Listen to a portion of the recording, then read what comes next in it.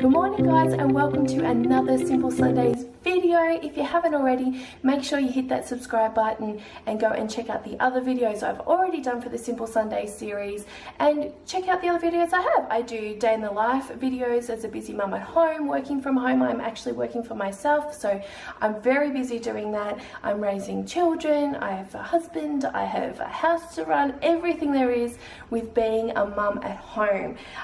So go and check out those videos and see what else I'm doing there. I do also have a blog called This Mum at Home. You can find the link below to that in the description. Anyway guys, on to today. So for this Simple Sunday, I decided we have school holidays coming up, and I always plan ahead very well so the kids are not bored, they know what they're doing, so I can work around my work commitments here at home as well and just be sane. It also helps keep the kids into a routine as well, because when they're at school they're very much in a routine every day of what they have to do at certain times, things they need to keep up with, things they should and shouldn't do, all that kind of stuff. So when it comes to school holidays, I have a similar process there.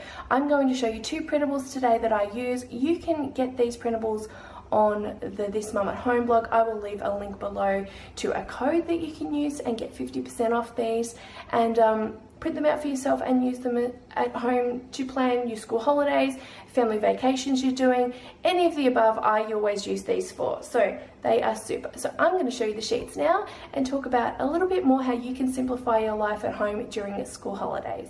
Okay, so these are my school holiday planning sheets. I also use them, well, this one, especially the calendar, for if we're just going on any holiday, any vacation that we're going on, even if it's not in school holidays, I use this. And what I do for a vacation is I put in the dates, I put in our itinerary, like if we've got things planned on certain days and where we're going, the times we fly out, the times we come back in, all that kind of stuff. I fill that out like this as well. So I am going to go through this. I just want to talk about this one first. This is my school holiday rules. This is what I use to keep the kids in routine during school holidays. I also have one called school day rules, and that's awesome too. I have it on the fridge. Isabella's at daycare. She's not at school yet. She's only 2. But Joseph knows to go through the school day rules sheet in the morning, after school, what he has to do and everything before he can go and do, you know, just muck about and play and things like that. So there's certain things on there. So go and check that out on the actual This Mum at Home blog in the shop, and you can see that as well. It's so handy. And I also have a calendar page that I use during school terms and things, and what's going on with there. So things we might have on, like he's got basketball on a Wednesday night, I'll pop that on there. School events that he's got going on, like special dress up days and excursions, things like that, is what I use the other ones for. But these are what I use in the school holidays, so I'm going to go through this. So this one, the school holidays rule sheet, is super simple. I've pretty much put things on there that most people do, just to make it very generic. You can make up your own sheet, of course, or cross things out off this one, but you can use this as a good starting point. You could laminate this. I should actually laminate mine, because I do print one out every school holidays and just use that. But basically, this is stuck on the fridge. Joseph knows to go to it and to remind him what he needs to do. So when he starts his day, when he gets up, he needs to know that before he goes and plays on technology or does anything else, he needs to obviously get dressed, put his pajamas under his pillow, brush his hair. I've done brush hair. He doesn't really brush his hair because his hair is too short, but brush hair is in Isabella will brush her hair, eat all their breakfast, brush their teeth, and make their bed. Their beds are very simple to make. Isabella obviously doesn't make hers, I make hers.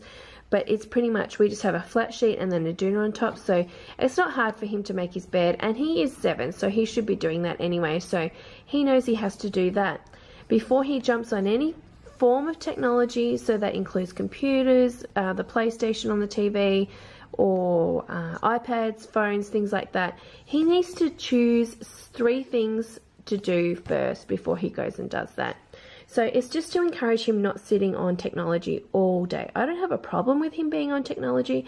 I don't mind him playing games, because the games that he plays are online too, so he gets to talk to his friends from school. And just, yeah, most of the time he's actually watching YouTube and still talking to his friends online. So they're just still communicating, hanging out, things like that. And then, of course, they have play dates at other times anyway, in person. So it's just really good. You know, I don't mind him actually doing that, but I do want him to do other things. So there are things that he could do. These are just ideas for him to do. So play outside for 30 minutes. We've got good weather coming up, so that's great now. He usually goes out, jumps on the trampoline, and plays basketball. If you watch our vlogs, you know that he loves basketball, so he does a lot of that. So he'll probably spend more than 30 minutes doing that, so that's really good. If it's a bad rainy day, he can play inside with Isabella, doing other things. They do have toys. He's not really into a lot of toys as such these days, but you know, every now and then he'll get something out and play with it, and he'll play with Isabella as well, so that's really good.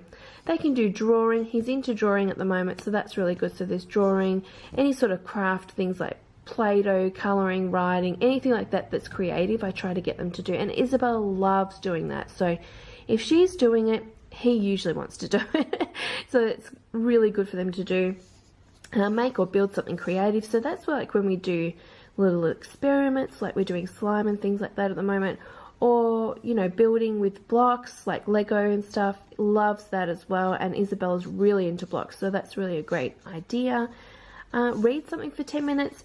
School holidays, we do still do readers at night before, you know, the kids go to bed, so it's not unusual for them to just pick up a book and just have a flip through, read something for, you know, something else, just to keep their minds and their brains active and reading, because when Joseph goes back to school, it's good for him to have that, you know, he hasn't, you know, been absent from it for 2 weeks, where then he's going back into it and he's like all over the place. So it's good to keep up with that. So we do have that. And we also have help someone else in the family. Joseph has jobs that he needs to do, like chores for pocket money. So this pretty much comes under that as well. It's doing recycling. It's helping me put his clothes away. There's lots of things he's doing. Go and check that out on a video I'll have coming up. But there is a printable on the This Mum at Home blog to do with pocket money. So you can have a look at that, how I work it. But I will do a video for that as well.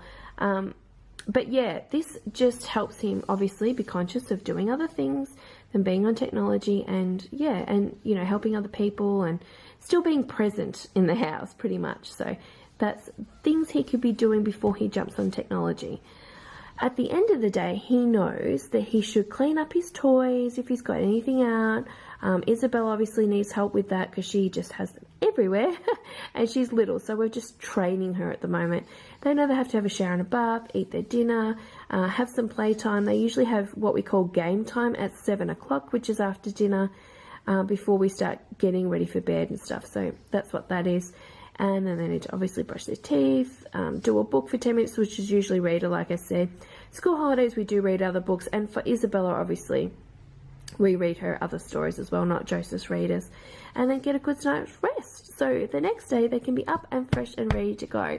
So by doing these, it just keeps him in a routine and not being in his pajamas all day, sleeping in all day. Not that he would anyway. He's 7, so he does get up out of bed. But yeah, just keeping in the routine of things he has to do. So when he goes back to school, doing this kind of stuff and stuff down here is not, you know, out of the ordinary and hard for him to get back into. So it's been really awesome for that. On this side here, we have special ideas, and these are pretty much ideas that the whole family has that we put down of things we might want to do in the school holidays. So this is just a kind of a game plan. We don't necessarily do everything, but it's ideas on what we can do. And then I put them on the calendar here, which I'll show you in a second. So we're planning on these school holidays to go to the Rabbit Hole Play Centre, which is in Melbourne. It looks awesome. I won tickets to it. I'm pretty excited. They are on Instagram. Go and check them out. It looks amazing. Absolutely amazing, that play centre. So we're actually going to go and check that out and do a video. So keep an eye out for that. The weather's fixing up, so we'd really like to go to the zoo. The Melbourne Zoo, kids are free entry on school holidays and on weekends, so that's awesome. And adults are under $30, so it's a really great thing to do, going to the zoo, showing them animals, just getting out of the house and doing something extra, but at an affordable price. Like, it's awesome that they make it so affordable for families. So we're looking really forward to doing that. Hopefully we have good weather. And then we've got play dates. This is what the kids have said who they want to play with over the holidays. So we will try to organise, obviously maybe not all of them because there is a lot and we've only got 2 weeks. But, you know, they've sort of said who they want to go and play with, and I'll contact parents and try to schedule things in. I also have to work around my work schedule, obviously, so, and Johnny's work schedule. So when he has days off, we can do things like the zoo, the play centre with him. And play dates are generally for days where Johnny's at work as well, and I can work it around my work. So we've got a bit of a plan there. I also have to, for these school holidays, I have to prep the summer uniform because they're swapping over from winter uniform into summer. So I need to make sure I've got the right sizes, everything's washed and ironed, and everything that has to go with it. Everything still fits, that's another thing, so I'll be doing that as well. We're planning on going to the movies. Teen Titans is out, and that is one of Joseph's favourite shows on Netflix. He's so excited, so we will make the effort to go and see Teen Titans in the holidays.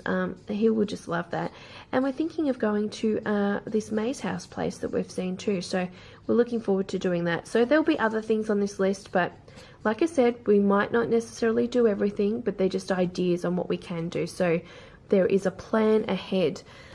We have the calendar here. This is not exactly what's happening these holidays. This is just prepped for you guys so you can see. So I put the dates well, you can put up here. So we've got September into October is the school holidays for us. These are spring school holidays, so they go for 2 weeks. Our big, if you're in the US, our big summer holidays is from December through to February. So we get about 8 weeks. That's our big time. Otherwise, our school holidays at other times of the year are for 2 weeks. So I've put the dates here. Obviously, this starts on Sunday the 22nd of September, and they go through to, for us, until the 8th. Tuesday the 8th of October is when they go back to school. So some schools go back on the 7th. Other states, this is for Victoria, so other states like Queensland, they might start their holidays on the 30th. Like, they are different from state to state, but this is what we're doing. So I put all those down. I like to look ahead if I can and put the temperature. So by doing the temperature of each day, I can plan things and think, okay, so we've got a play date with this person. It's going to be 20 degrees. So, you know, instead of just staying inside, maybe we could go to a park. So we have a bit of a plan.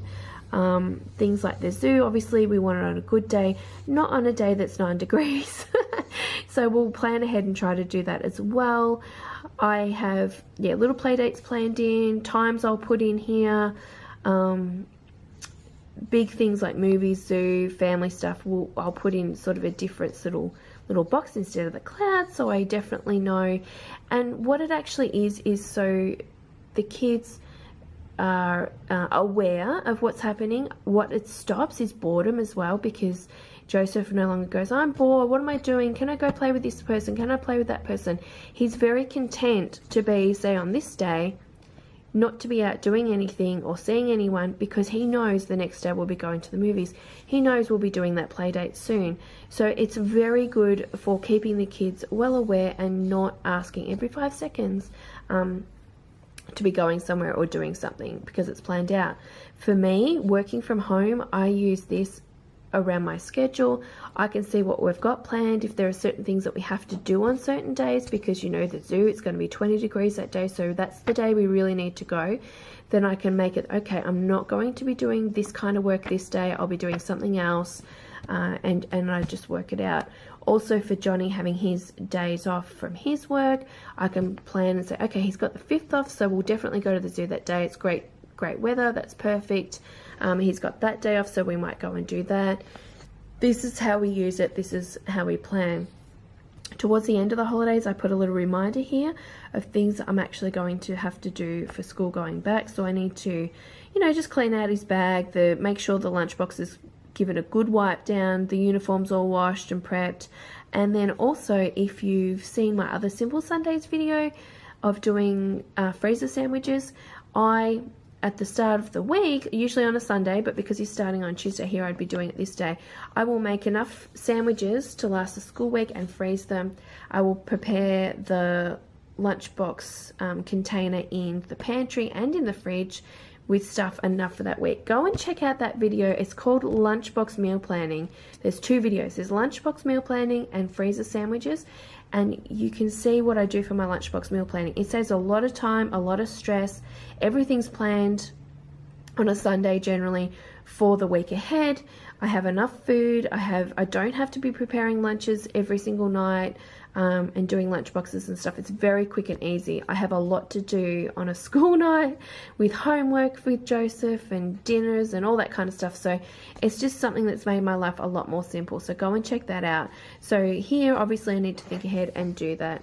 Also, knowing that this is happening, I will make sure I do groceries, you know, here or here to actually do all of this stuff as well. So yeah, this is what I do for my school holidays. It's just really awesome to have this plan, keep things in routine for everyone, and just so no one's bored. And so we've planned and we're doing stuff together, because it's very easy for me, especially as a work from home person, to be just at home working, getting the kids to watch TV and do other things around the house that's not so productive, and I'm just working all the time and not spending time with them. So I really try to take advantage now of the school holidays and spend as much time as possible together as a family. So that was just some simple tools that I use for planning my school holidays. It really does make my life a lot more simple and just less stressful in the school holidays if I know what I'm doing for that time. So don't forget, if you would like those printables, you can log on to the This Mum at Home blog and go to the shop there and download them at 50% off if you're using the code in the description below or within this blog post. Or if you're a VIP member, you can download them for free. At This Mum at Home Lounge VIP member, and you can sign up for this on the actual blog, they get all printables for free at all times, as long as their membership's active. So they have meal planning sheets, there's other home organisations, there's always new stuff coming out. You also will get my ebooks when they come out for free.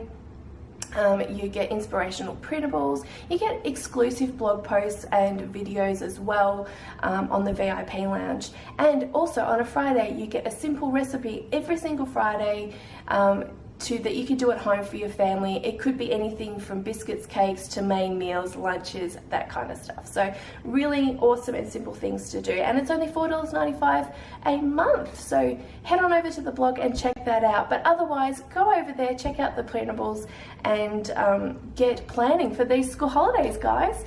Thanks so much for watching. Don't forget to subscribe to the This Mum at Home channel, and I will see you soon. Bye.